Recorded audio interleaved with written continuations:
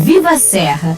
Viva a nossa cultura! A nossa cultura carrega a tradição que vem desde os primeiros imigrantes até os dias de hoje. Trabalho, empreendedorismo, inovação e cooperativismo fazem parte essencial da nossa identidade. A cultura moldou a forma de se viver na Serra Gaúcha, com bem-estar, longevidade e receptividade. Nossa cultura serve de legado e inspiração às próximas gerações. Viva a sua, viva a nossa, viva a Serra! Viva a nossa cultura! Patrocínio Sicredi Pioneira. Juntos construímos comunidades melhores. Supermercados Andreassa, para toda a família. Casa Valduga, momentos que marcam. Unimed Nordeste RS, cuidado completo para a sua saúde em todos os momentos. Realização, Grupo RBS.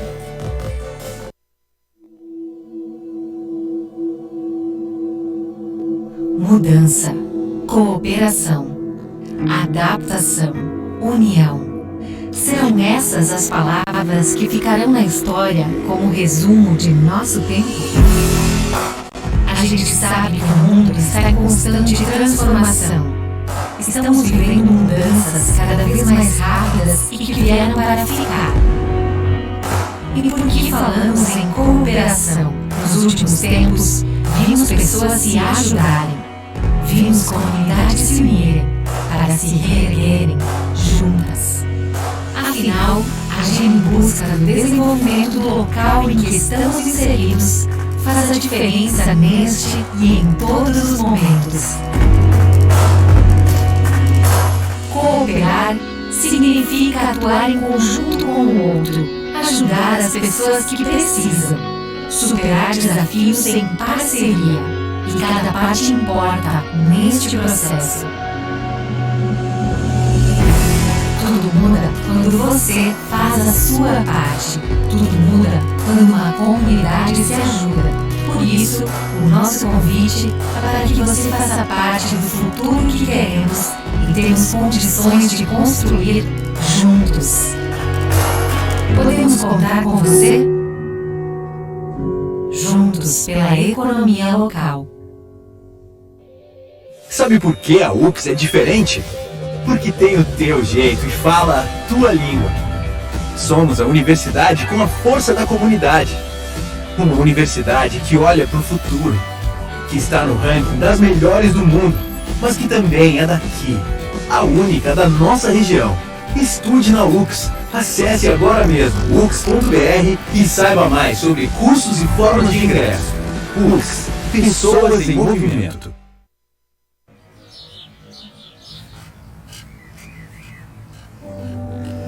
Eu era agricultora, porque ele era pedreiro, ferreiro, e nós fomos morar na nossa casinha. Então eu disse assim, o que eu vou fazer? Eu vou virar essa terra. Aí eu comecei a plantar em volta da casa, e ele trabalhando, mas ele pedreiro, nós já tinha os 6 filhos. Plantava, vendia, fazia chimia, fazia pão, fazia tudo pouco, né? Fazia sabão. Até morei uma bodeguinha assim, bem simplesinha, nem interesse de fazer um mercado. Aquilo estava só para dar um dinheirinho a mais na família, né? Ao longo dos anos, o Super Andreassa estabelece relações próximas e duradouras com clientes, funcionários e fornecedores. Expande os negócios na região e se consolida como uma das principais redes supermercadistas do sul do Brasil. O Grupo Andreassa cresce junto à região, ao lado das pessoas. Agora inaugura uma nova fase e lança o Vantajão Atacado Caxias, que junto à unidade de Vacaria é um presente da família Andreassa para a região. Chegamos até aqui unidos pelo trabalho e uma certeza. Nosso grande propósito é proporcionar uma vida melhor para todas as famílias. Sejam muito bem-vindos ao novo Vantajão Atacado. O braço atacadista do Grupo Andreassa, o nosso atacado.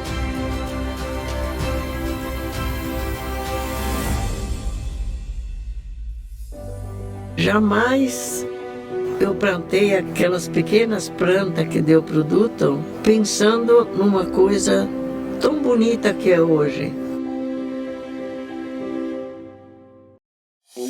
Em 60 anos de atuação, o BRDE está presente na vida das empresas do Sul. Uma história de desafios superados, de resultados positivos e principalmente de parceria no desenvolvimento e sucesso de nossos clientes. E nesses anos todos, nos orgulhamos de nossa marca ter se transformado em um dos pilares de fomento de toda a região Sul. BRDE, 60 anos. Crédito para inovar e desenvolver. É muito bom poder olhar para trás e ver de onde veio o meu resultado. A certeza de eu ter sido preparada para estar onde estou reforça que fiz a escolha certa. O dia em que descobri que poderia aprender tantas coisas novas. A satisfação de vivenciar projetos únicos que marcaram para sempre meu caminho. Quando me foi apresentado o futuro.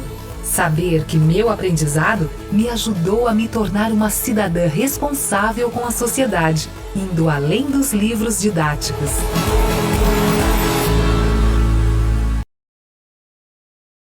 Entender as mudanças que 2020 trouxe não tem sido algo fácil. Mesmo que as situações possam ter sido alteradas, existem coisas que realmente importam e nunca saem das nossas prioridades. Como aproximar sentimentos, rompendo a barreira de grandes distâncias. Porque é isso que nos conecta, nos motiva e faz a vida valer a pena. E nós estaremos sempre unindo você ao que realmente importa. Marco Polo, sempre aqui. Estamos na estrada há décadas. Sim, décadas. Nem daria para medir quantos quilômetros já percorremos, quantos sonhos realizamos, quantas riquezas de valor inestimável transportamos. Pessoas, bens, sonhos, prosperidade. Mas isso foi só o começo. Em um mundo que não para de mudar, somos movimento. Frente aos desafios, nos superamos, nos reinventamos. Entre muitos, nos destacamos pela excelência. Com nossos clientes, a base é a confiança. Segurança é compromisso inegociável. Trabalho é alegria. E pessoas alegres nos levam mais longe. Nossa linha de chegada é o futuro. E o futuro não é fronteira, é oportunidade. De conectar pessoas a seus sonhos, de realização e de prosperidade. Porque estamos só começando. Empresas Randon, conectando pessoas e riquezas para gerar prosperidade.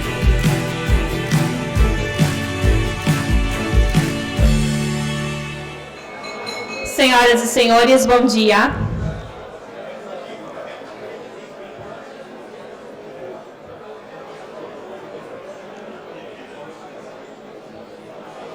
Sejam bem-vindos, senhoras e senhores, por gentileza.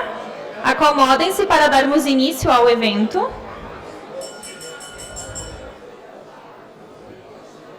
Sejam bem-vindos à nossa primeira reunião almoço de 2022, em que o presidente Celestino Louro agradece a todos, em especial ao nosso palestrante, o ministro do Trabalho e Previdência, Onyx Lorenzoni, que falará sobre Brasil, um país em transformação. Estão presentes conosco o prefeito de Caxias do Sul, Adiló de Domênico, representando a Câmara de Vereadores de Caxias do Sul, vereador Elisandro Fiuza, presidente do INSS, José Carlos de Oliveira, prefeito de Farroupilha, Fabiano Feltrin, vice-prefeito de Flores da Cunha, Márcio Reck, secretário municipal de Desenvolvimento Econômico, Trabalho e Emprego de Caxias do Sul, Elvio Luiz Gianni, vereadores de Caxias do Sul e região. Uma saudação especial também ao presidente da Fundação Universidade de Caxias do Sul, José Quadros dos Santos, presidentes de sindicatos e entidades de classe, Paulo César dos Santos, presidente do Sinditrans-PF, Paulo Spagnoli, presidente do CIMEX, Pedro Stephans, presidente da Microempa, Osmar Lentz, presidente do Singraf, Renato Corso, presidente da CDL Caxias, Samuel Ávila, presidente da Fundação Caxias, Dejalmo de Oliveira, representando o Sindi Rural, Gabriele Piccoli, representando o SEG, Márcia Costa, representando o Sindi Lojas, Eugênio Misturini, representando o Simplas. Também uma saudação ao presidente do PGQP, Daniel Randon. Dos conselhos da SIC, presidente e vice-presidente do Conselho Superior, Davi Abramo Randon e Fúvia Stedley Angeli Gazola, presidente do Conselho Deliberativo, Emir José Alves da SIC, vice-presidente da SIC, Eduardo Michelin, ex-presidentes Carlos Heinen, Ivanir Gasparim e Milton Corlatti. Imprensa. Aproveitamos para agradecer aos patrocinadores e apoiadores da nossa reunião almoço. E são as seguintes marcas: patrocínio Master de Florence, Grupo RBS, Sicredi e Universidade de Caxias do Sul. Patrocínio dos supermercados Andreassa, BRDE, Rede Caminho do Saber, Marco Polo e Randon. E apoio institucional da Emercor e da Fortaleza. Hoje, o nosso projeto Degustar conta com a parceria do Passo do Vinho, que gentilmente está oferecendo aos participantes suco e vinho da Cantina Tonê. Senhoras e senhores, para a sua saudação, convidamos ao palco o presidente da SIC, Celestino Louro.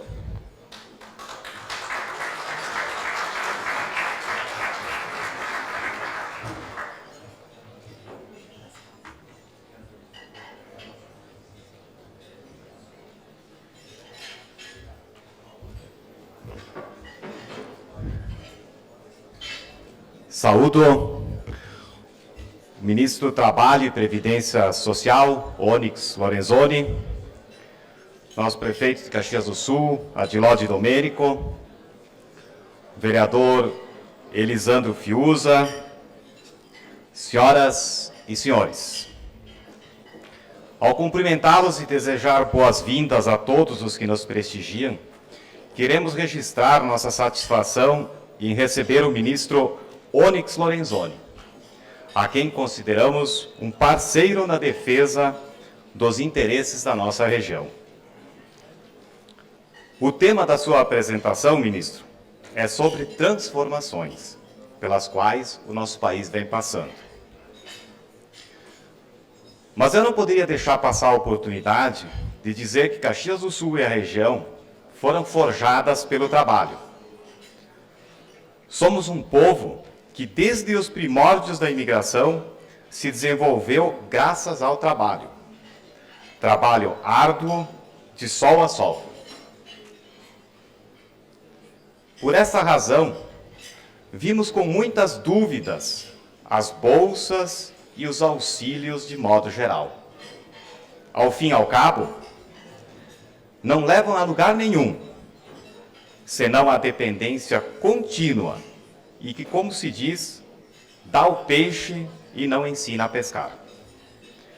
O que defendemos é a transição do benefício para a dignidade por meio do trabalho. Precisamos que o senhor, juntamente com o seu ministério, nos ajude a trazer essas pessoas, hoje beneficiadas por diferentes tipos de auxílio, para o mundo do trabalho, para que possam, com autonomia, ganhar sua subsistência e conquistar garantias de uma vida mais digna. É somente com o emprego que esses brasileiros encontrarão a dignidade e as condições mínimas para sonhar com um futuro melhor para si e para os seus filhos. A dignidade é uma premissa do ser humano, é o que nos leva a levantar todos os dias. É um valor inestimável. Muitos dos senhores devem estar se questionando a respeito de alguns desses beneficiados não estarem preparados para enfrentar o mercado de trabalho. De fato, eles não estão. Realmente, muitos não têm formação e tampouco capacitação para o trabalho. Neste ponto, o Ministério do Trabalho pode ser nosso parceiro, ou seja, oferecer educação profissional, treinamento, capacitação técnica para o mercado formal. E quiçá, ministro, como brincávamos aí na antessala, que nós, empregadores formais, possamos concorrer com o narcotráfico, com outros desvios por essas pessoas. Essas pessoas têm livre trânsito lá e nós não podemos dar emprego a eles. Vagas de emprego, as nossas empresas têm aos milhares, tanto na indústria, quanto no comércio, no serviço, ou seja, no agronegócio. Todos os dias temos notícias de empresas que não conseguem preencher as suas vagas. Amanhã, ou depois de amanhã, o senhor pode bradar em alto e bom tom: eu estive numa região do Brasil onde a taxa de desemprego é negativa. Se é que essa expressão existe, né? Reitero, Caxias tem nesse momento milhares de vagas de emprego em aberto.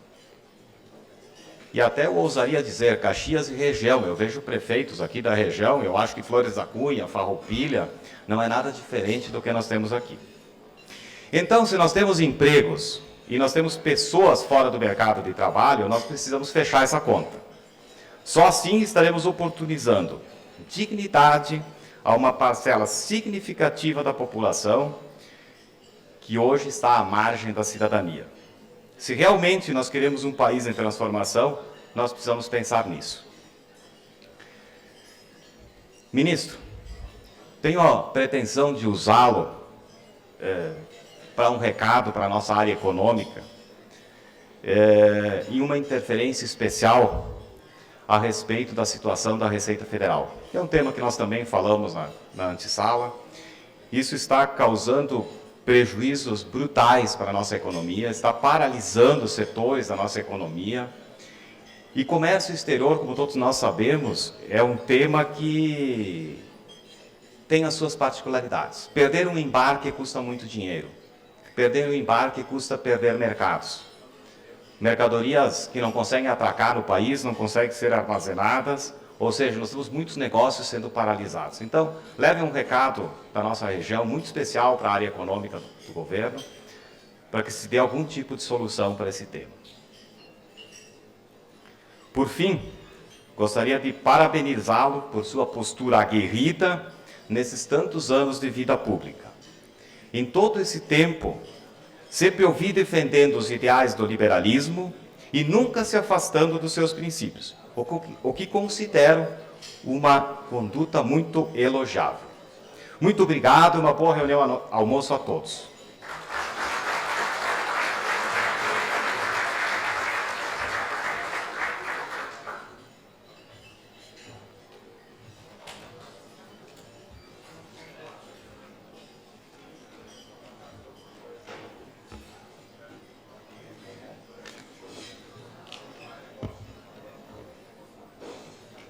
Senhoras e senhores, convidamos para a sua apresentação o ministro Onyx Lorenzoni.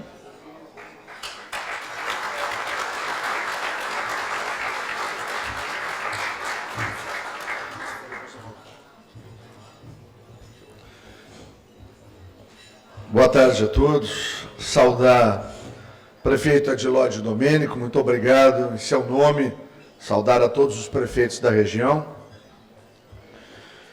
Ao querido amigo Celestino Louro, presidente da nossa SIC, muito obrigado por todas as palavras aqui dirigidas a mim. E vamos continuar com humildade, fé e trabalho correspondendo. Ao presidente do INSS, José Carlos Oliveira, que me acompanha aqui, nesses 3 dias de lutas aqui no Rio Grande do Sul. A todos os vice-presidentes da diretoria da SIC, aos presidentes de sindicatos e entidades de classe, ao prefeito de Farroupilha, o Fabiano Feltrin, ao vice-prefeito de Flores da Cunha, o Márcio Reck, ao vereador, Elisandro, que representa todos os vereadores aqui, e representa oficialmente aqui a Câmara de Vereadores do município.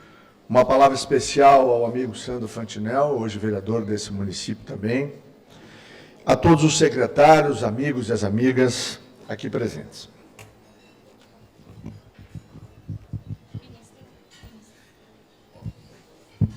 E queria falar uma palavra aqui de agradecimento e carinho à minha esposa Denise, que está me acompanhando aqui, no nome dela, cumprimentar a todas as meninas de Caxias aqui e da região. Bom, vamos lá. Quando nós vencemos a eleição de 2018 e fomos preparar a transição, nós estivemos aqui em Caxias com então um candidato, Jair Bolsonaro. Depois eu voltei aqui, se não me falha a memória, setembro de 2019, eu estava na Casa Civil. E aí muitas coisas nós falamos aqui. Expectativas, sonhos, possibilidades. Nem de perto imaginávamos que éramos capazes de ter que enfrentar a maior pandemia dos últimos 100 anos da história da humanidade, mas em nenhum momento, professor Diego, nós fugimos da luta, do combate, nos afastamos 1 milímetro do rumo que nós tínhamos traçado. O plano de governo, sobre o qual eu falava aqui, em setembro de 2019, o Caminho para a Prosperidade, ele tinha 3 pilares muito importantes. Falar naquela época era algo fácil e simples, né? Estávamos só iniciando. Hoje, olhando em perspectivas para trás, o capitão Jair Messias Bolsonaro não se afastou 1 milímetro da coluna da constitucionalidade. Os outros poderes já se afastaram. Há um poder que já foi muito além do que os limites constitucionais concedem. E em nenhum momento, o então capitão, o improvável, o muitas vezes ditos pelos seus detratores como um brucutu, ele nunca se afastou daquilo que havia assumido de compromisso com a cidadania brasileira. O outro pilar de sustentação do Caminho da Prosperidade era a eficiência. E foram inúmeros os episódios aonde nós mostramos eficiência. E nós vamos ver aqui. Lembrando de uma coisa muito importante para um país latino-americano, viver 3 anos com um governo que tem um orçamento trilionário, sem um caso de corrupção na América Latina, isso é um feito extraordinário, que permite que o Brasil possa fazer o que faz, porque o dinheiro da população volta para a população. E o último era o fraterno. E se nós olharmos o auxílio emergencial, se nós olharmos o BEM, se nós olharmos o PRONAMP, o Auxílio Brasil hoje, que é uma rampa de ascensão social, não é um poço como era o Bolsa Família, onde se botava pessoas para adaptá-las a um status quo, aonde elas deviam apenas responder com o seu voto. Hoje, há no governo do presidente Jair Bolsonaro uma série de ações que libertaram os brasileiros, que abriram espaço para que homens e mulheres pudessem, através do seu esforço, através do seu mérito, transformar a sua vida, e nós vamos ver um pouco disso a partir da apresentação de agora. Vamos lá. Quando nós chegamos lá, saía um projeto de poder que tinha 130 mil cargos em comissão, 39 ministérios, prejuízos em todas as estatais, uma roubalheira absurda, uma burocracia gigantesca, 35 mil obras inacabadas, era o governo que inaugurava a placa, se especializou em inaugurar placa de obra, não obra.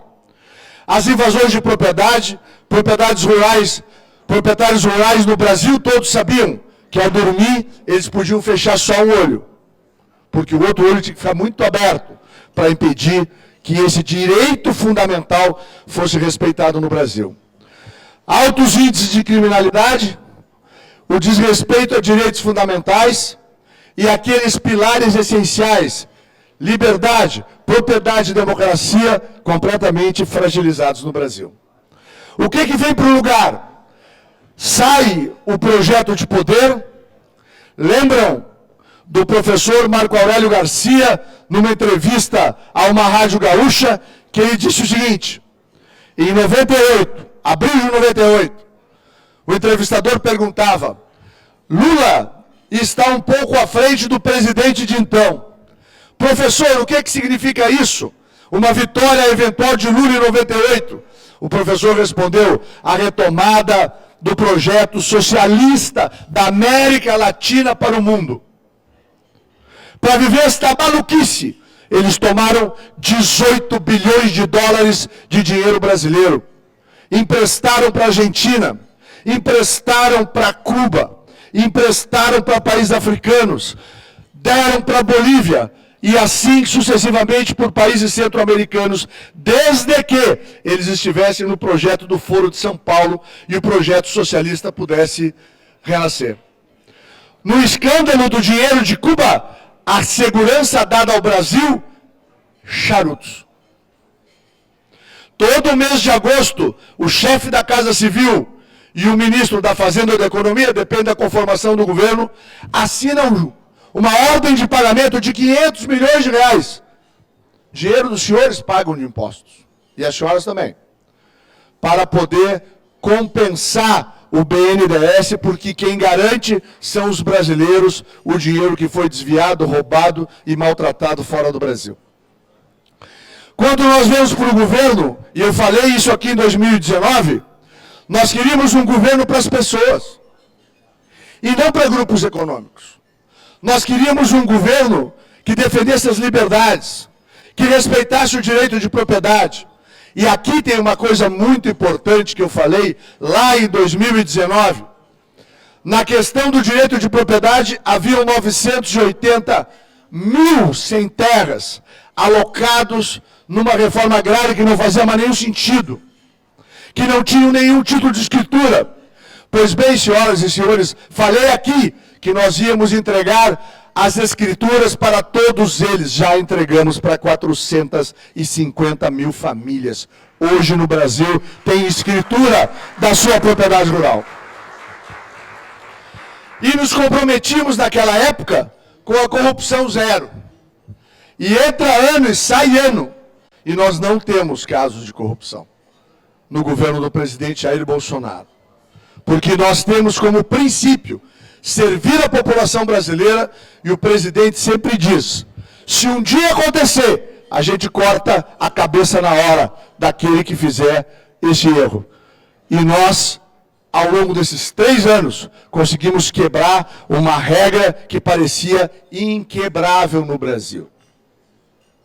Eu fui visitado por uma das grandes empresas, no início do governo, que estavam no episódio do Petrolão. E eles diziam: nos reciclamos, nos reorganizamos, contratamos os melhores engenheiros brasileiros, não queremos por 5 anos nenhuma obra pública e viemos nos apresentar aqui. E se apresentaram.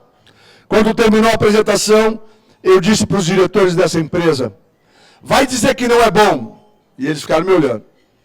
Apertar o 4º andar do Palácio do Planalto e não ter que pegar a calculadora para saber quantos % dos projetos de vocês iam deixar na Casa Civil do Palácio do Planalto. Durante décadas, estas coisas aconteceram no Brasil. Não acontece mais. Porque hoje nós temos a consciência, liderados pelo presidente Jair Bolsonaro, que a nossa missão e o nosso propósito é transformar o Brasil e servir ao Brasil, não nos servir do Brasil. Próximo.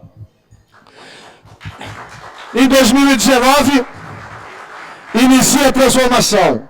Corte de 30 mil cargos de comissão, redução do número de ministérios, redução de níveis hierárquicos, o final do desperdício, e aí começa a desburocratização, a simplificação, o revogaço, que começa com 5 mil decretos, portarias, instruções normativas sendo retiradas do universo do dia a dia das pessoas para permitir que a gente pudesse avançar. Inicia-se também o processo de digitalização do governo. Quando nós chegamos lá, éramos 150 serviços digitalizados. Agora, são quase 2.000 e nós temos, por exemplo, o meu INSS, e eu vou vir aqui, se eu não estou na Câmara não faz mal, pegar o celular. O meu INSS que está aqui, ó, ele é o mais acessado serviço público de toda a América, incluindo o Canadá e os Estados Unidos, mais de 400 milhões de acessos. Por que digitalizar um governo é importante? Porque isso empurra o governo para próximo das pessoas, permite a fiscalização da cidadania, desvenda aquelas coisas que antes eram ocultas na prática velha, surrada, que nós transformamos de criar dificuldades para vender facilidade. Não! Hoje, José Carlos Oliveira, servidor do INSS há 38 anos, o primeiro servidor que chega à presidência de um órgão que tem como orçamento 700 bilhões por ano. E ele sabe que o nosso compromisso é servir com decência, com honestidade e com correção. Isto é possível ser feito. E nós estamos mostrando que precisava, sim, de vontade, determinação. E eu quero agradecer a cada um dos senhores e das senhoras que está aqui, porque eu me lembro quando o presidente veio aqui. Eu me lembro desse salão superlotado. Eu me lembro do entusiasmo. Eu me lembro da esperança. Eu vim aqui para prestar conta de que a esperança se transformou numa realidade no nosso país. E começa com estes avanços que estão aqui. 4 governos tentaram fazer a reforma da Previdência. Nós fizemos. Mas não era tudo aquilo que era necessário.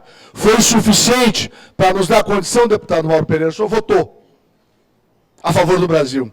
Foi suficiente para que nós pudéssemos despender 700 bilhões de reais no ano mais difícil de enfrentamento da pandemia, para permitir que o Brasil pudesse viver o momento que os senhores e as senhoras vivem hoje. Da mesma maneira, fizemos a Lei de Liberdade Econômica, e que eu gosto muito de falar sobre ela, porque faremos 200 anos de independência esse ano. Mas desde que fomos descobertos, o cidadão e a cidadã brasileira nunca foram senhores do poder no Brasil. Sempre foram os poderes constituídos. Desde a Lei de Liberdade Econômica, quase 500 atividades podem ser exercidas por qualquer homem, por qualquer mulher, em qualquer lugar do Brasil, porque esse é um direito que ele tem à sobrevivência, sem pedir autorização para nenhuma autoridade. E o que é mais importante ainda, se tiver que ter qualquer questão de conflito entre o interesse do cidadão e da autoridade, cabe à autoridade provar que o cidadão está errado e não o cidadão provar que está certo.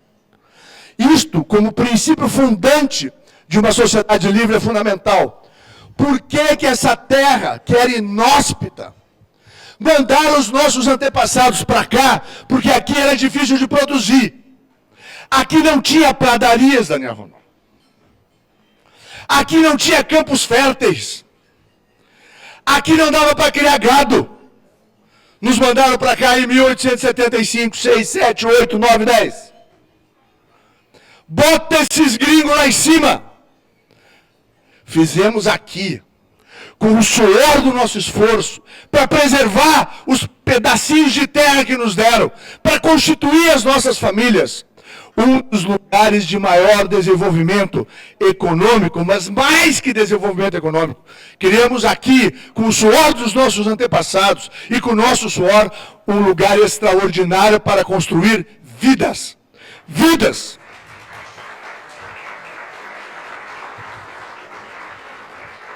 Fizemos o incremento do programa de parceria de investimentos.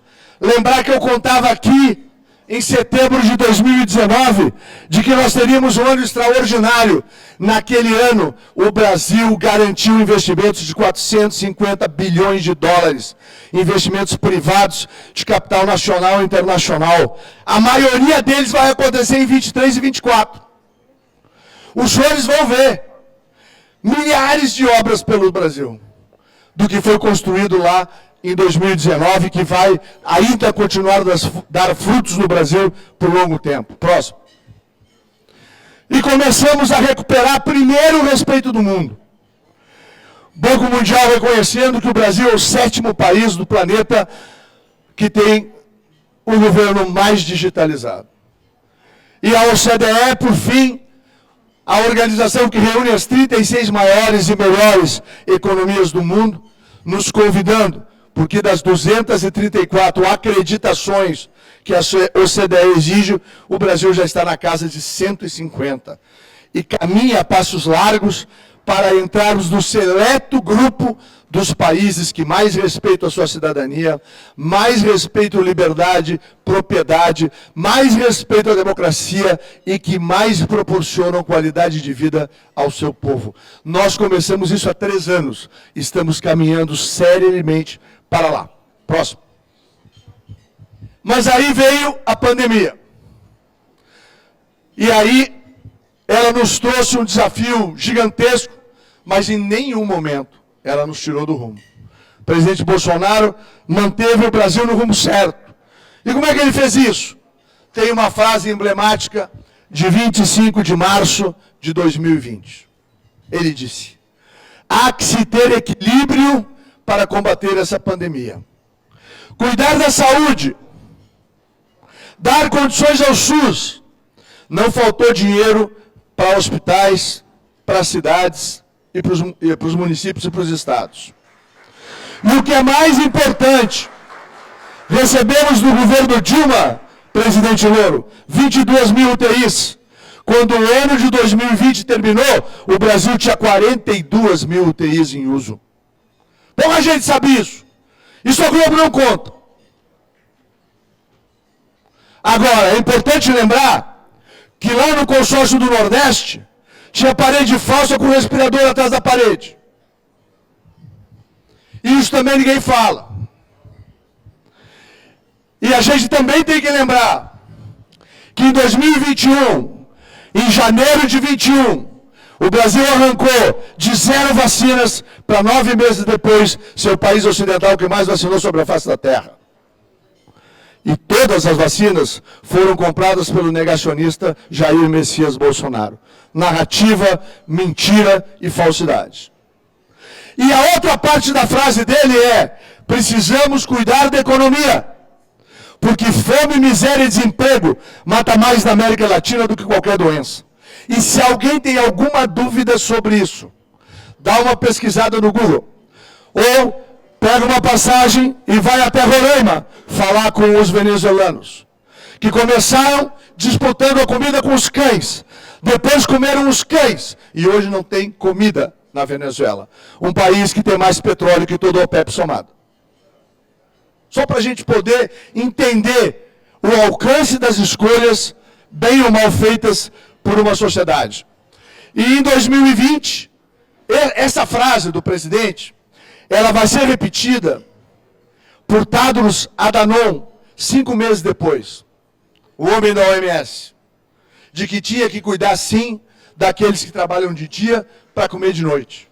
E nós vamos ver o número deles significa no Brasil. Foi um recurso para o SUS, as doses de vacinas, os impostos gerados e uma série de programas que conseguiu fazer com que o Brasil enfrentasse o fecha tudo que a economia vê depois. Todos os senhores e senhoras aqui presentes sofreram isso.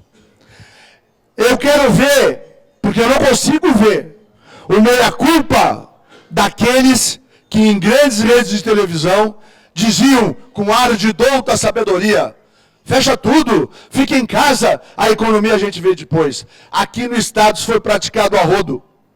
Nós tivemos em 2020 130 mil CNPJs cancelados no Rio Grande do Sul. Nós vamos multiplicar por quanto, presidente? Por 3, por 4, por 5, por 6, por 10 empregos? Eu não sei. Que sejam 3. Nós estamos falando de quase 500 mil gaúchos e gaúchas que perderam o seu emprego, o seu sustento, pela irracionalidade, pelo terrorismo, pelo quanto pior melhor. Desde que destruíssem o Brasil, mas afetasse a popularidade do presidente, estava valendo. E, lamentavelmente, continua valendo ainda no dia de hoje. Mas a população brasileira não aceita e não se engana mais. Aqui só alguns dados, vamos para o próximo, eu já falei. O fecha tudo não funcionou, todos nós sabemos disso. E quando passar o tempo, assim como está vendo com a ivermectina agora, nós vamos ver o Imperial College de Londres pagar uma conta gigantesca. Foram eles que inventaram o lockdown. Está aí o recente trabalho da John Hopkins University, provando cientificamente que o lockdown não serve para nada. Nem para proteger vida, muito menos contra a infecção por qualquer enfermidade, e muito menos ajudar a economia. Eles quase destruíram o planeta. Os últimos estudos econômicos provam que a pandemia, para países europeus, ela está sendo mais devastadora que a Primeira e a Segunda Guerra Mundial juntas. Tudo começa daquela parte ideológica, lamentavelmente, que existe no planeta Terra, que fez uso disso para afetar a condição de todos nós e a nossa possibilidade de poder crescer. Aí foi o que aconteceu no Rio Grande do Sul. Chegamos ao absurdo do ex-prefeito de Porto Alegre mandar arrancar banco de praça para as pessoas não sentar. E o governador que disse para cada um de nós o que a gente podia comprar no supermercado. Isso pode, aquilo não pode. Isso pode, aquilo não pode. Isso pode, aquilo não pode. A tentação autoritária é absurda. A tentação ditatorial maior ainda. É muito difícil, presidente Lula, manter a coerência. É muito difícil manter princípios e valores. Mas é isso que distingue as pessoas, as famílias, as empresas, as nações, os estados, as cidades e os países. Próximo. Próximo. Chegamos no auxílio emergencial, que foi implantado por 6 dias. Chegamos a 68,3 milhões de brasileiros que receberam com um grau de efetividade de 0,46%. Por que eu estou dizendo isso? Porque nós temos duas burocracias no Brasil. Nós temos a burocracia que atrapalha o Brasil e tem a burocracia que é dedicada ao Brasil. Eu estou diante de um homem que eu aprendi a respeitar, porque ele é daqueles que se dedica ao Brasil. Todos os desafios colocados para ele foram executados em rápido espaço de tempo e com muita competência. Aqui, o Serviço de Pensões americanos, que paga mais de 100 milhões de benefícios por mês, eles têm um grau de fraude, erro ou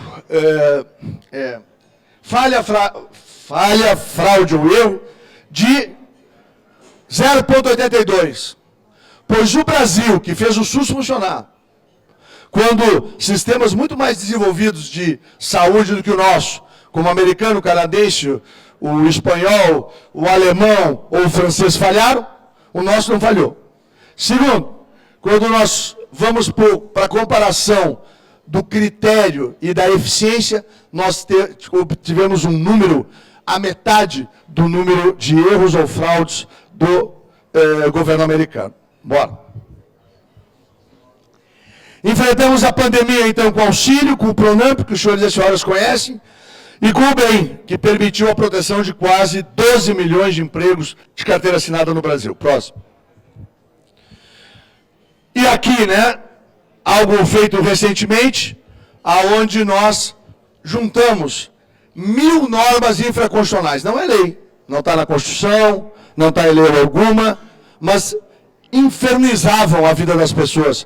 E tiramos 1000 e transformamos em 15 regras, justamente para permitir que a relação de trabalho flua com mais facilidade para quem produz. Próximo. Chegamos como resultado, e eu acho que isso é um prêmio a todos os que acreditaram. E aqui eu quero pedir uma coisa a vocês. Batam palma um para o outro, porque foram vocês que se negaram a parar, que lutaram incessantemente para que o Rio Grande, Caxias e o Brasil pudessem produzir e ter emprego. Então eu vou parar para aplaudir vocês.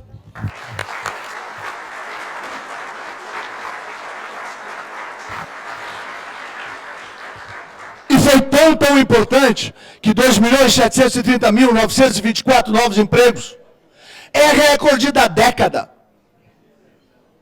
No meio de uma pandemia. Lembra do nunca antes nesse país? Nunca antes nesse país, nos últimos 10 anos, se gerou tanto emprego de carteira assinada. Foram vocês, não fomos nós, não. A gente facilitou. Mas quem acreditou e não se entregou, foram vocês, que movem o Brasil. De julho de 2020 para dezembro de 2021, foram gerados 3,9 milhões de novos empregos de carteira assinada. Quer uma comparação? Em 2015 e 2016, o vírus 13, mais a variante Arno-Augustin, de nova matriz econômica, gerou, no ano de 2015, 1,5 milhões de demissões, de empregos negativos. E se soma 2016, mais 1.300.000, em 2 anos, eles, pelas más escolhas, pelas más políticas e pela roubalheira, destruíram 2,8 milhões de empregos no Brasil, de carteira assinada. Ou seja, esta é a diferença clara, objetiva, entre servir e se servir do Brasil.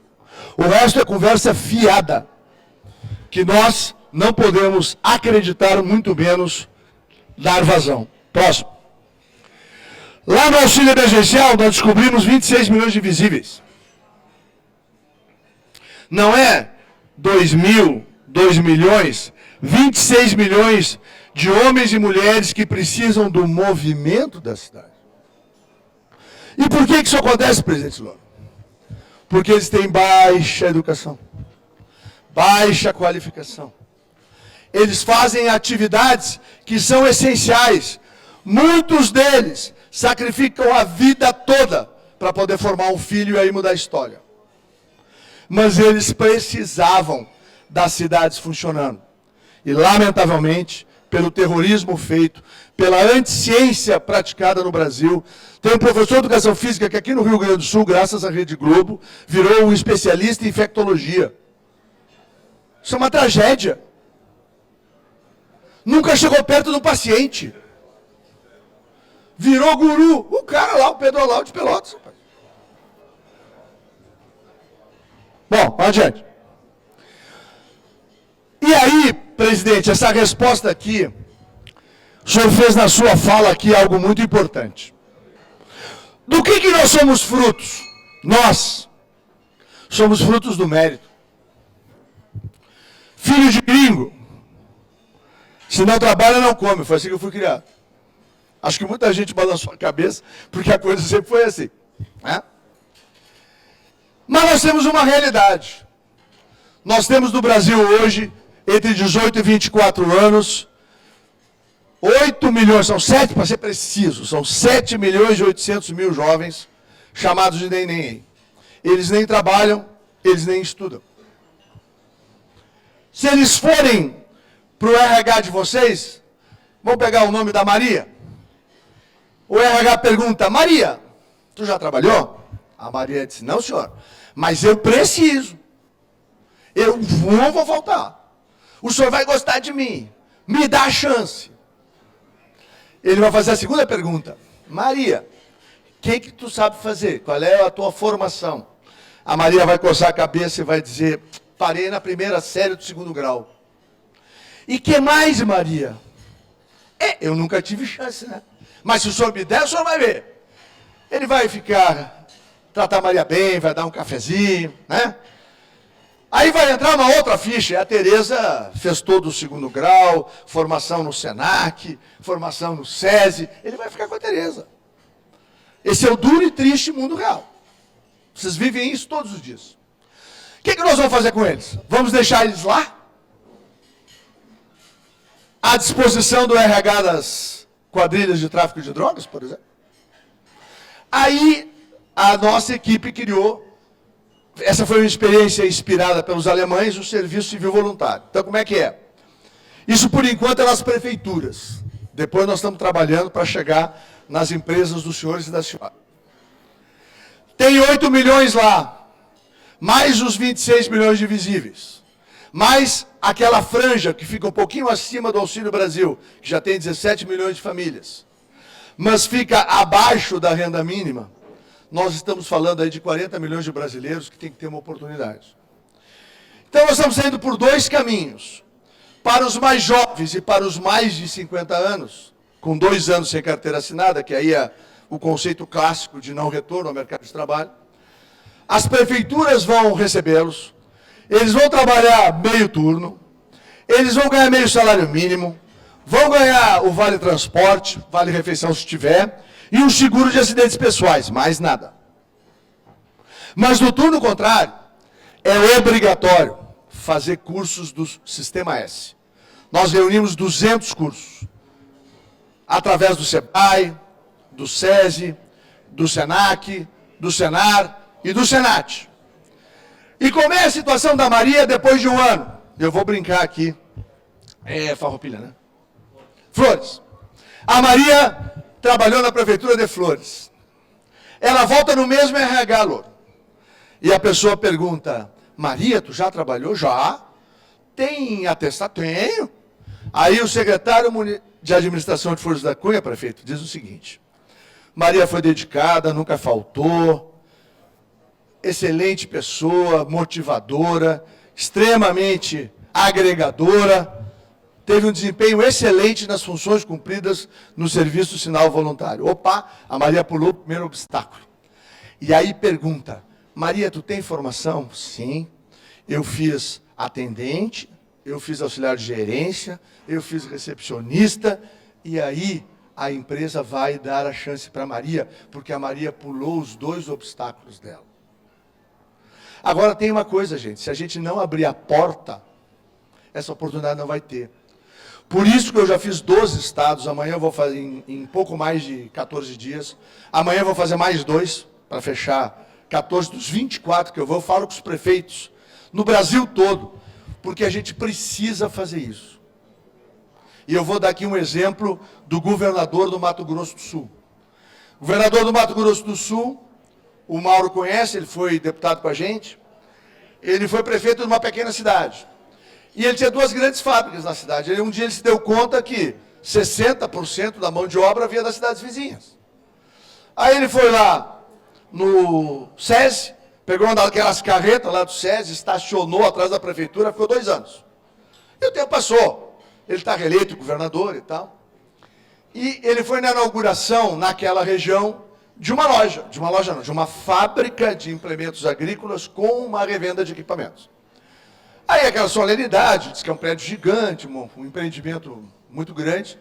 Lá é uma fronteira agrícola que explodiu no Brasil. E se apresentou uma pessoa para ele, disse, eu vim aqui, governador, lhe agradecer. Ah, não, é meu dever estar aqui como governador. Não tem nada a ver com a cerimônia, nada a ver com a empresa, sou eu como pessoa. Aí disse, como assim, meu filho? Aí ele disse, não, o senhor era prefeito de tal cidade, não era? Sim.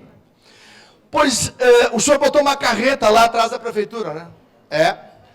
Eu fiz a formação de auxiliar de torneiro mecânico pelo SESI. Depois eu fui contratado pela empresa. Aí eu fiz a formação completa, depois eu fui gerente de divisão, depois eu fui fazer a minha universidade, eu sou formado em administração, e toda essa estrutura e os 93 funcionários que tem aqui sou eu que comando. E se o senhor não tivesse me dado aquela oportunidade, eu não poderia estar aqui diante do senhor para agradecer, porque o senhor transformou a minha vida. É disso que nós estamos falando. Buscar pelo mérito, presidente Louro, a transformação da vida de milhões e milhões, milhares e milhares de jovens brasileiros. Bora, próximo. A ideia é essa transformação de vida através de um processo simplificado, mas com qualificação para gerar oportunidades. Vamos para o próximo. E aqui, uma das coisas que nós acabamos transformando, que é esse órgão gigantesco que é o INSS, e que acabou com a prova presencial de vida, há poucos dias, porque, fruto daquela burocracia que eu me referia antes, todo ano, pode ser 20 mil, pode ser 30 mil pessoas falecem e não têm atestado de óbito. Ou porque estão numa área muito isolada, ou porque essas pessoas, né, têm algum outro interesse. Nós podemos imaginar qual é. Bom, a burocracia em 2005, no governo daquela gente, fez o quê? Bota 36 milhões de pessoas, aposentados e pensionistas, para sair de casa para provar que está vivo. Quando nós nos demos conta disso, nós iniciamos o trabalho com as nossas equipes e dissemos, eu tenho ainda na minha equipe algumas pessoas que vieram lá do Cidadania comigo, nós lá desenvolvemos muitas bases de dados para poder encontrar um auxílio emergencial e agora, através de uma portaria do presidente do INSS, a meu pedido, e de uma portaria nossa, Nós acabamos com a prova, agora o ônus é do Estado, somos nós que temos que ir atrás das pessoas. E quando restar 20, 10, 15 ou 30 mil, nós vamos ao encontro das pessoas, nós vamos providenciar na prova de vida, que pode ser, por exemplo, como nós encomendamos a DataPrev. O carteiro pode ir na casa da pessoa, procurar a dona Ana. Olha, nós não conseguimos localizar a dona Ana, essa cartinha aqui é lá do INSS. Mas se a senhora me permitir, ou o senhor me permitir, eu posso, com o meu celular, tirar uma foto da dona Ana e está resolvida a prova de vida dela. Ele vai tirar pelo WhatsApp, isso vai entrar no sistema do INSS, nós estamos terminando o ajuste, a DataPrev nos entrega até o final de março, e nós vamos ter o quê? Um serviço público que serve ao público com respeito, com atenção e, acima de tudo, com carinho, né? Para aqueles que já deram tanto para o Brasil. Então, é possível se fazer as mesmas coisas que a gente faz nas nossas empresas, no setor público. Basta ter determinação, vontade e motivar adequadamente as nossas equipes. Próximo. Eu estou indo para o fim aqui, para poder a gente fazer um diálogo aí com perguntas. Essa foto aqui, ó, é a foto da posse de Olívio Dutra no Palácio Piratini. 1º de janeiro de 1999. Eu desafio que me mostrem uma bandeira do Brasil. Não vai encontrar mesmo, porque não tem, nem de lupa. Mas tinha na frente do Palácio Piratini a bandeira de Cuba, colocada lá pelaquela senhora que estocava vento, Dilma Vanna Rousseff. Do outro lado, é o 7 de setembro.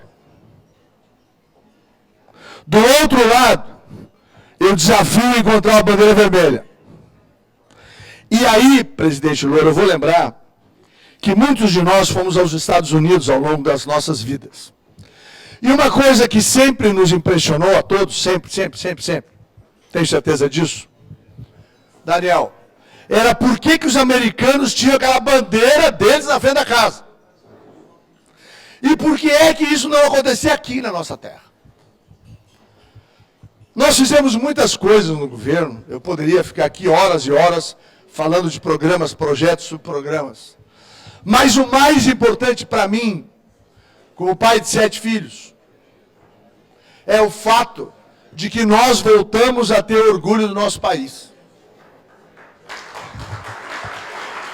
No dia 7 de setembro, Fantinel, milhões de pessoas foram às ruas.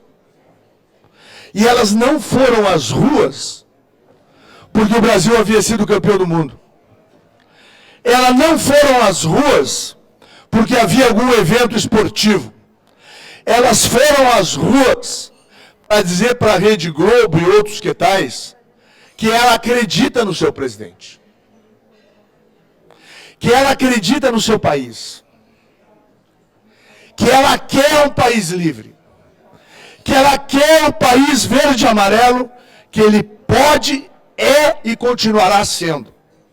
Nós vivemos no 7 de setembro um dia extraordinário. E eu dou nome aos bois, porque o que eu assisti ao longo dos últimos anos é a maior tentativa de assassinato de reputação de uma pessoa que o mundo já viu. Não há paralelo. E por quê que essa figura humana tem que ser destruída? Porque não toma Romanée Conti, como o Fernando Henrique? Porque quando vai para fora do Brasil, fica em hotel de meia estrela e não no 5 estrelas Michelin conhecido? Porque não vai experimentar a comida dos chefes franceses e se satisfaz com um cheeseburger ou uma pizzazinha em Nova York, na calçada? Ou porque vai comer farofa com galinha no final de semana em alguma área do Distrito Federal? Não. Tudo isso a gente pode entender. Agora nós temos que compreender uma coisa. Quando nós saímos da Itália, nós vamos atrás de 2 coisas. A primeira a propriedade que nossas famílias podiam ficar mais 2 séculos lá e não iam conseguir. E a segunda coisa é a liberdade. Porque sem ela, não tem presente e não tem futuro. Eu digo sempre que o prisioneiro, Esplendorello, sonha como qualquer um de nós. Até colorido. A diferença deles para nós é que nós temos a liberdade. Todos aqui, algum dia, algum momento, sonharam em estar aqui a partir do esforço próprio da sua família, dos seus colaboradores. Mas para isso, nós precisamos ter liberdade. Este homem simboliza para o Brasil, do presente e do futuro, a certeza de que seremos livres, democráticos e prósperos. E sempre, bandeira será verde e amarela. Muito obrigado.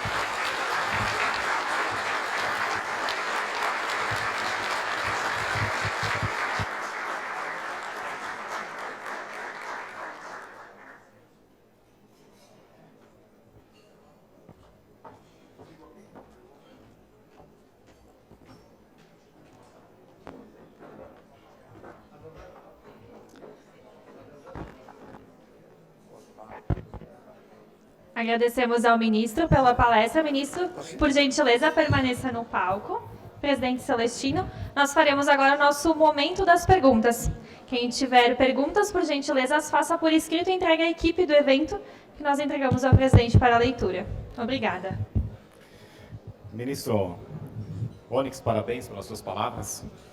Me permita, antes de nós passarmos para as perguntas, fazer uma referência para um evento importantíssimo que acontece na nossa cidade. E acredito que o senhor vai visitar a nossa querida Festa da Uva, que abriu na sexta-feira. Prefeito Adiló, Daniel, leve um carinho especial dessa casa toda, mas em particular meu, do presidente Davi, do presidente Emir, a dona Sandra, nossa vice-presidente da festa, ao Bertotto, que tem se empenhado diuturnamente e tem construído uma festa maravilhosa, um resgate depois desse tempo todo de pandemia, de fique em casa, de reclusão. É uma comemoração à liberdade, quem sabe, né? De podermos circular. Eu estive lá pessoalmente, em contrário a algumas vozes, fui cobrado pela vacinação, protocolo sendo seguido rigorosamente, então leve um abraço carinhoso lá. Eu sei que à tarde o senhor vai assinar lá na Festa da Uva um decreto que materializa algo que é muito caro para essa casa, prefeito Adiló, que é a legislação para a inovação. Vamos dar um passo importante, né, secretário? Rumo à liberalização da inovação. Um tema que muitos de nós aqui investe largamente e é o que nos fará muito diferentes, muito melhores, muito mais competitivos no futuro. De 4% para 2% do ISS, né? Vamos falar melhor, reduziu 50%. É maior esse número, né?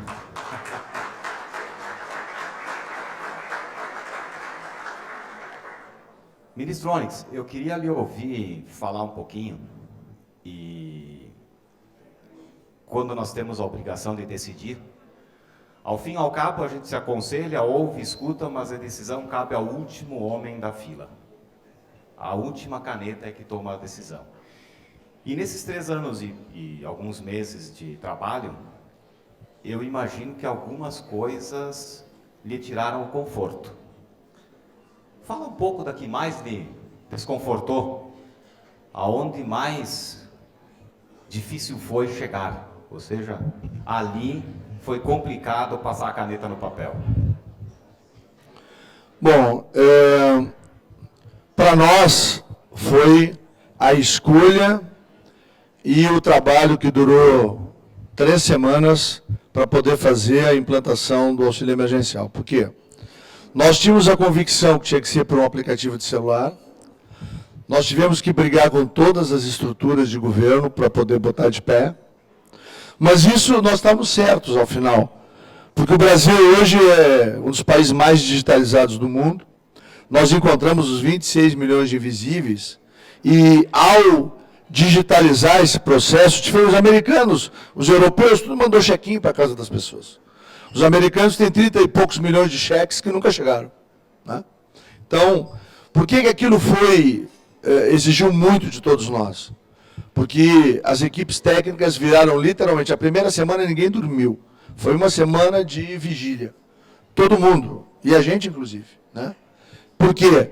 Porque nós tínhamos e corríamos contra o tempo para poder atender aos milhões e milhões de brasileiros que precisavam que aquele recurso chegasse para poder comprar comida. Né? E, naquele momento, eu realmente compreendi, né, de que a gente tem no setor público brasileiro uma elite de jovens talentos de altíssima competência. O que precisa é de direcioná-los para fazer o bem, o que precisa é motivá-los adequadamente e o que precisa é liderá-los, não apenas com as palavras, né, mas com a presença, estar junto. Todos nós sabemos que momentos difíceis e de crise nas nossas empresas, não basta pedir para que os nossos colaboradores façam. Se a gente não der o exemplo, não vai. A gente precisa ou botar a mão na graxa, ou vai para o chão de fábrica, ou fica acompanhando as linhas, seja lá a forma, né? Ou seja lá que atividade a nossa empresa tiver. Então, foi esse o momento mais difícil para nós. O primeiro, e assim, no passado as coisas eram feitas com tanta irresponsabilidade, que no cadastro único, que teria que ter os mais pobres, na primeira tranche de 6,5 milhões de pessoas, eu recebi uma ligação às 9 horas da manhã de um diretor do Banco do Brasil dizendo que nós tínhamos pago auxílio emergencial para uma pessoa que tinha R$1 milhão na conta corrente. Claro, eles buscavam CPFs para desviar dinheiro, é óbvio, né? Mas nós tivemos que fazer uma reestruturação de toda esse cadastro, exatamente para poder ter o que nós temos hoje. Vocês vão ver, eu vim para cá lendo a medida provisória do microcrédito. Nós vamos atingir com microcrédito digital próximo de 10 milhões desses 26 milhões de visíveis. Eles vão acessar pelo aplicativo de celular. Eles vão poder, numa segunda fase, comprar equipamentos. Eles vão ser estimulados a se transformarem em microempreendedores, ou seja, esforço, mérito, oportunidade, como baliza para que essas pessoas saiam lá do mundo da informalidade e venham para o mundo da formalidade. Então, esse constante pedido do presidente, todas as reuniões ministeriais ele sempre diz, primeiro, que ele deve essa oportunidade a Deus, né? Só que é meio centímetro. Se isso aqui tivesse entrado no abdômen dele mais da faca, eu não estava aqui. Então a gente tem, e nós temos fé, certeza de que nós só estamos lá por causa de Deus. Segundo, o propósito de transformar o Brasil e fazer o Brasil estar no contexto das maiores nações do mundo. E terceiro, servir ao Brasil de forma intensa e verdadeira. E é isso que tem feito com que tantas transformações estejam sendo feitas no nosso país. Ministro, eu tenho aqui uma observação, uma consideração do nosso presidente José Quadros, da Fundação Universidades de Caxias do Sul, juntamente com a equipe lá do Hospital Geral, que desejo lhe agradecer aí pelo apoio financeiro que o senhor dedica lá para o nosso querido Hospital Geral, uma entidade também muito cara aqui da SIC. E para encerrar, e para que o senhor também possa se despedir, queria lhe provocar que o senhor não se constrangesse caso queira declinar algo sobre o seu futuro político. Eu lhe asseguro que vai ficar apenas aqui entre nós. Entre o senhor, esse microfone e as pessoas que estão aqui. Então, fique à vontade. Bom, presidente, não, a decisão está tomada, né, já é pública. Ainda ontem nós reunimos em Porto Alegre, né, 400 líderes do meu atual partido, do Democratas, que nós, como eu sou deputado federal, eleito pela 5ª vez no Rio Grande do Sul como deputado federal, dos 7 mandatos que tenho como parlamentar, 2 foram de deputado estadual. E no dia 22 de março próximo eu vou me filiar ao Partido Liberal, o mesmo partido que eu estive filiado por 10 anos, né, de 1987 até 1997. Meu primeiro mandato eu obtive com 22.222, né, 5 patinhos, né? E, curiosamente, dessas coisas que só Deus explica para quem tem fé, eu nunca tirei 22 nos meus números, né? Eu disputei 25.222 depois, que eu fui para o PFL, né? E as últimas 5, 25.22. Por respeito, por carinho, né, por onde eu tinha sido formado. E quis o destino, né, quis Deus que o nosso presidente, Jair Bolsonaro, fosse para o PL, e aí para mim foi só voltar para casa, né? Então, dia 22 de março, eu vou assinar a ficha oficialmente lá no auditório Dante Baroni, e aí, a partir desta data, combinado com o presidente, autorizado por ele, eu vou virar pré-candidato ao governo do Estado do Rio Grande do Sul, como determina a legislação. No dia 31 de março, eu vou me licenciar do governo, como também determina a lei, e a partir de abril, eu quero vir aqui sim para a gente falar do presente e do futuro do nosso amado Rio Grande.